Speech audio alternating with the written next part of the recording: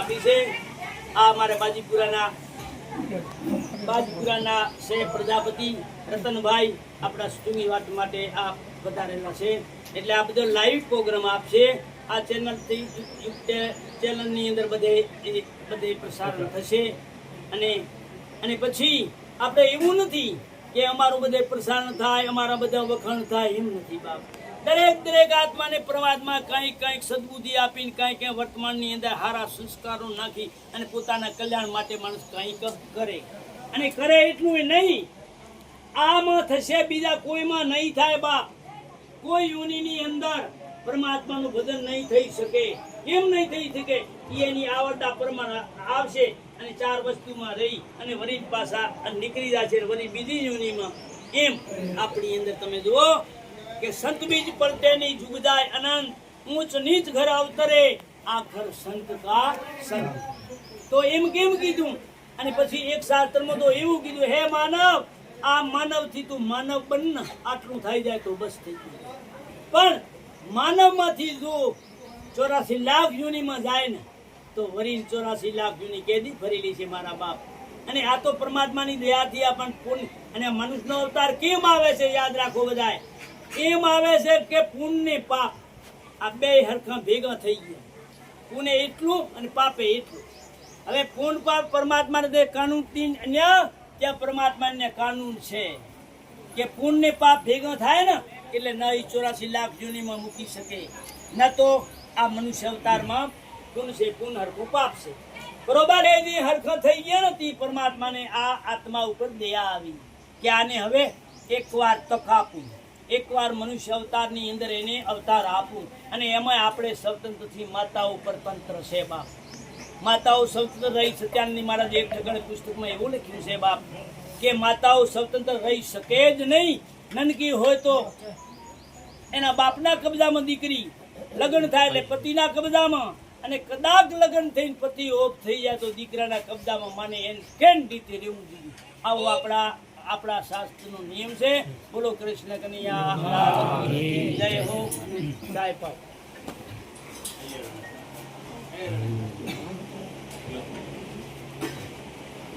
મંદિરમ છેલ્લું નામ આપણે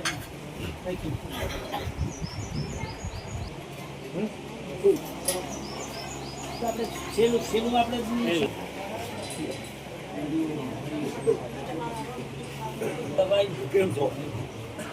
ભવ્ય એક અવસર અને ભવ્ય એક બધાને દર્શન કરવાનો બધાનો મોકો પરમાત્માએ આજે આપ્યો છે કારણ કે આત્મારામ બાપુને વિશે અમે 36 વર્ષ સુધી આત્મારામ બાપુ સમક્ષ આ સત્સંગ થયો છે બાપ અને આત્મારામ બાપુ તો એવા આકરા હતા બાપ કે મકુસો વાત ભલભલાના આડા ગગડાવીને ભલભલા એમ કહેતા હતા કે આના સત્સંગમાં તો જવાય જ નહીં એમ કે હાચા હતા એમ એને કુળ કેવી રીતે પોસાતું નહોતું એને કોઈ પાખંડ પ્રપંચ પોસાતું નહોતું અને અમને પણ આ રામાનંદ બાપુ અત્યારે આવશે આ બાપ દીકરો એને અમને 4-5 વર્ષ પહેલા અમને રામાનંદ બાપુની વાત કરી હતી કે સુધા ભગત તમે આ શિષ્ય ગણ ગયા તમે સાધન લઈ ગયો અને અમે રામાનંદ બાપુને મેં જવાબ દીધો કીધું બાપુ અમારા આત્મારામ બાપુનો આદેશ એવો છે કે ઈ પણ ધોતી અને જભો દોરે વસ્ત્ર રહ્યા કોઈ તેમે ભગવું અડાડ્યું નથી અને અમારે પણ કે અમારે પણ એવો આદેશ આપ્યો છે કે આને આ લુગડે તમે રેજો ભગવું ક્યાંય પણ અંગને અડાડતા નહીં તમે સંન્યાસની સાદાઈની વાત તો કરી તમે છે પણ બાપુ અમારા સદગુરુ મહારાજનો આદેશ નથી કીધો રામાનંદ બાપુને કીધું તો કે તો કેશુભાઈ અમે ગયા હતા જોધપુર પણ મેં કીધું બાપુ અમારે આત્મારામ બાપુનો આદેશ છે અને આદેશ નહીં એટલું નહીં પછી 2 દિવસ રહ્યા અને પછી અમને એમ કીધું કે ઉપદેશ લઈને મને ગીતા આપી હતી ટુકડા ગીતા થયેલી હતી અને ઈ ગીતા કે આ તમારો પ્રાણ પંખેરું રહે ને ત્યાં સુધી આ નિયમ નિભાવજો તો આ બધું જે થયું હોય એ સંતોના આશીર્વાદથી અખિલ બ્રહ્માંડની કૃપાથી આ ગીતાના આશીર્વાદથી કારણ કે નેમ કબૂ ન છોડીએ શુભ કાર દુકા કોઈ જબલ ઘટ में પ્રાણ હંસની ભાવે બાપ આખું બ્રહ્માંડ બધું નિયમથી જ ચાલે છે અને આપણે પણ તો કાંઈ નિયમ નહીં રાખીએ ને મારા બાપ તો એક જ પ્રશ્ન પૂછશે કે મેં તને 84 લાખ જૂનીમાંથી આવી અમૂલ્ય જિંદગી આપી અને તે તારા આત્માના કલ્યાણ માટે સતને શાસ્ત્રનું કીધું મને તે કર્યું શું તારા માથે પાછું કરવું આપણા કોઈ માથે નહીં તમે જુઓ હાથી સાથે અમારા હંસાબી એમ કે આયા દેશે જાવેગા કોઈ નહીં હોવે સાથી કર્યા કર્મ હાજર હોય આગળ એમ વાત કરી છે એટલે આપણે જ્યાંથી જાગી જ્યાંથી હવાર એમ નથી અમારા બાપો બેઠા લગભગ 85 86 વર્ષની ઉંમર છે બરોબર હવે આ વેલદી બાપાના બાપા છે વેલદીભાઈના બાપા છે આ બરોબર તો આ એમણે પહેલો ઉપદેશ લઈ લીધો અને પછી 12 મહિના પછી આ બાપાએ ઉપદેશ લીધો કેમ આટલી ઉંમરે પણ એને જાગૃતિ તો એવી થઈ ને કે ભાઈ આપણા દીકરા અને આપણા ભાઈઓ તો ઉપદેશ લે તો આપણે પણ લેવું એટલે કહેવાની વસ્તુ એ છે જ્યાંથી જાગે ત્યાંથી હવાર પાછું એવું નથી કે આ 60 વર્ષ થઈ આપણને ધોરાય ને હવે ભક્તિમાં ભરવું એ તો હવે ધોરામાં ધૂળ ફેરવી નકામી ન એમ પણ નથી બાપ જેટલું કરેલું સફળ પરમાત્માને આ કલિકાળની અંદર એવું થોડુંક લખ્યું છે કારણ કે આપણે વાર છે એટલે આવશે એટલે પછી આપણે તેને સામે બધું ભક્તિ ખેલ ખાંડા ધારા શીરને સાટે છે કોઈ એમ કીધું હોય ને કે ભક્તિ ખેલ ખાંડા ધાર છે તો કેમ ધાર છે મથન કરવું પડે એમ છે બહુ હાથથી પછી કે ભક્તિ કરવી એવી લોકલાજ તદી દેવી અત્યારે અમારે ઘણે ધાર એવું બને છે અમે એને બેઠા હોય એને માણસ બેઠા હોય અમારો શિષ્ય હોય પરો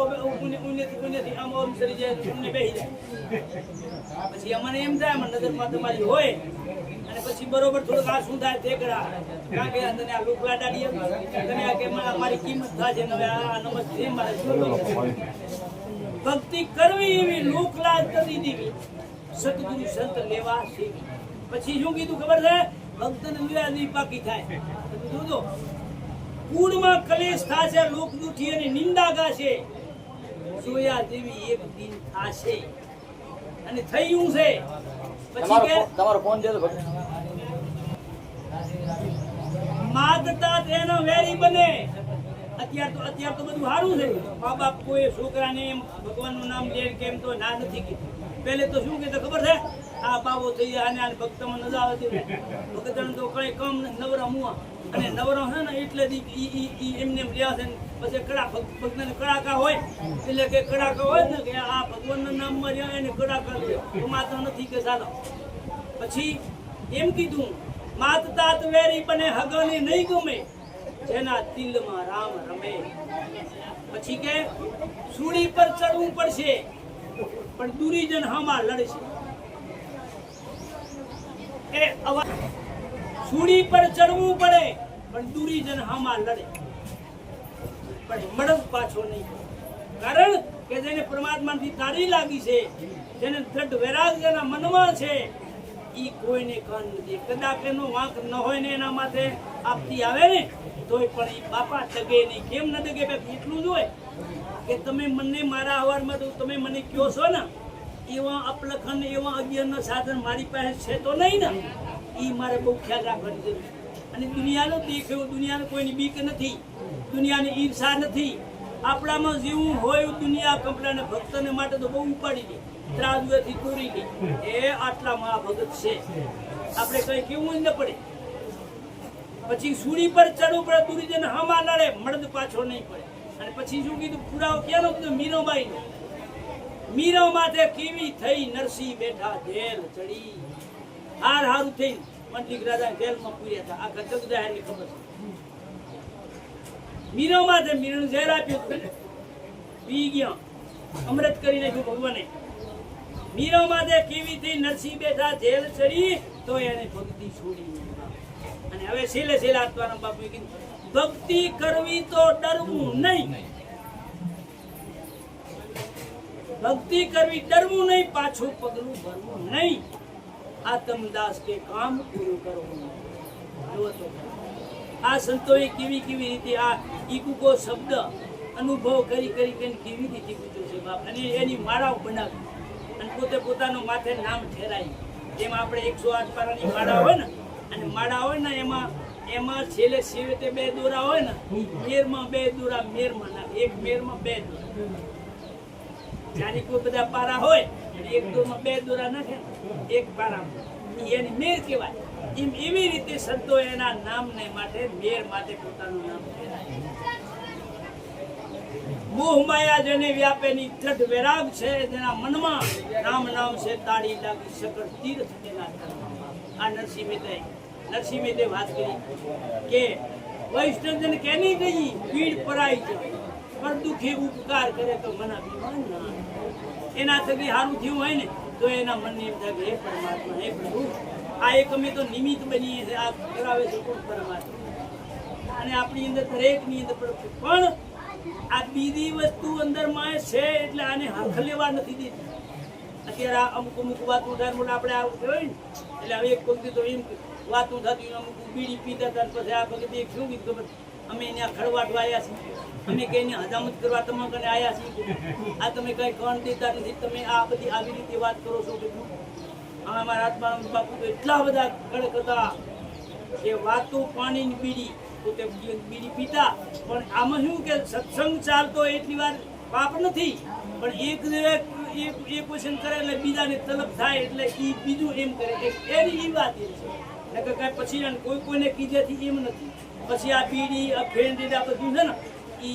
આદત છે, આમાં કોઈ ધર્મને હાનિ નથી. એમ ધર્મને હાનિ અનાદગથી છે, ધર્મને હાનિ નથી. ધર્મને હાનિમાં 5 વસ્તુમાં ધર્મને હાનિ છે: જુગાર, દારૂ, માંસ, ચોરી ને વ્યભિચાર. આ છેલ્લો વ્યભિચાર એટલે છેલ્લી ઈદત. આ 5 વસ્તુમાં એક વસ્તુ કોઈ કરતો હોય તો મનુષ્ય નથી, સોખો રાક્ષસ છે. એના ઘરનું પાણી પીવામાં પણ શાસ્ત્રો એમ લખે છે કે પાપ છે, પાપ. એટલે કહેવાય છે ધીરે આપણે પરમાત્મા સમજવાનું હોય ને તો ભણેલ હોય તો આપણે ગીતાનો શાસ્ત્રનો આશરો લઈએ, અને અભણ હોય ને તોય પણ ભજન થઈ શકે પરમાત્માનું. સદગુરુ મહારાજનું બરોબર આપણને સદગુરુ મહારાજ જે શબ્દ આપ્યો ધીરે એની બહુમતી કરી અને કરીએ બાપ. અને નહીં તો ગમે એટલી પૈસા, ગમે એટલા બંગલાઓ, ગમે એટલી જમીન હોય, શું થઈ ગયું એથી? રાવણને 3 લોકની સંપત્તિ હતી, બોલો. કાળ સૌને મારી નાખે દેવતાના ભૂપતિ, રાવણ જેવા મરી ગયા હતી, અને 3 લોકની સંપત્તિ. સમજો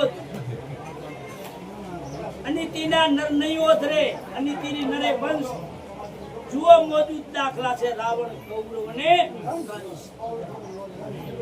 આપણા કરતા માતાઓની શક્તિ 1000 ભાગની વધારે છે. આ શાસ્ત્રો કહે છે. કોઈ પણ ગમે એવા દુરાચારી ભાઈઓ,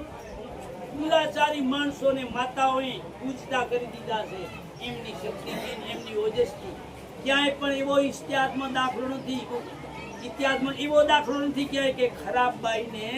આદમી હારે રસ્તે સડાવીને એની પૂર્તિ કરી. ક્યાંય આખો વિશ્વમાં ક્યાંય કોઈ દાખલો છે જ નહીં. કેમ નથી? એટલે એની શક્તિ વધારે અને ઓજસ વધારે, મર્યાદા વધારે, બધું આપોથી વધારે. અને સહનશીલતા તો બહુ એની. આપણે ઘડીમાં ગંધાય, આમાં તેલ નથી, આમાં મીઠું નથી. હવે મીઠું નથી ને હાસવીને બેઠી કારણ. અને પછી બાપ એમ છે કે કેટલું હાસવે ઘરે હોય ન હોય બધું એની તંત્ર તો તમે જુઓ તો ક્યાંય ડૂબડું ઠામડું એનું નામ નહીં જાય. તમે જુઓ તો ખરા એવો કાંઈ નામ નહીં. તોય પણ કારણ કે ઘર છે ને બાઈ છે ને ઈ હાસું આપું છે, ઈ હાસું ઘર છે. સીમમાં ગમે બે આ ગાળા નીચે એક સગીત્રો નાખીને હોય ને આપણે વાટ્યું તો ઈ ઘર કહેવાય. અને બંગલા ગમે એવા હોય ને તોય પણ જો માતા ન હોય તો ઘરનું.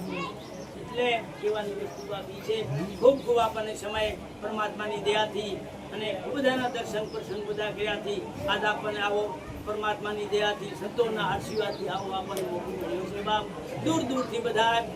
આપણને ભેગા દર્શન બધા થયા છે. તો આ સંતોની અને અખિલ બ્રહ્માંડની આ આત્મારામ બાપુની કૃપા ખૂબ છે. અસીમ કૃપાથી જ આ કાર્ય બધું આ થઈ ગયું છે. બોલો સદગુરુ મહારાજ.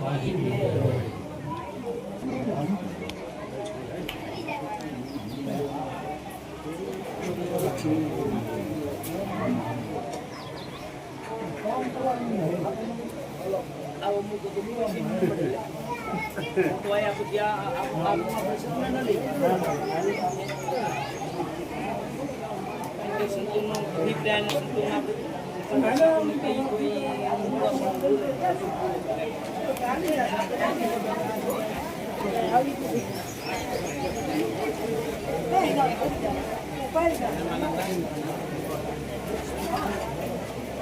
કોઈ બીજી વાત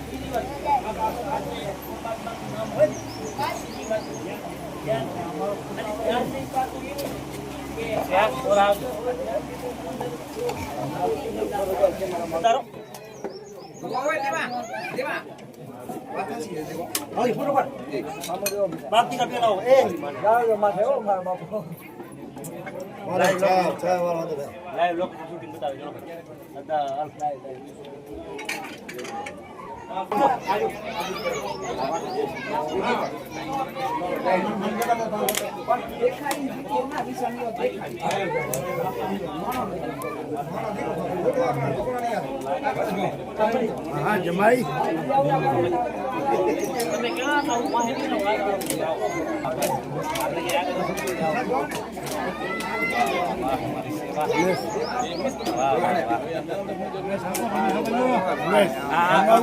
બોલો લાગે તમારું સમજ લાગે દીકરી આપી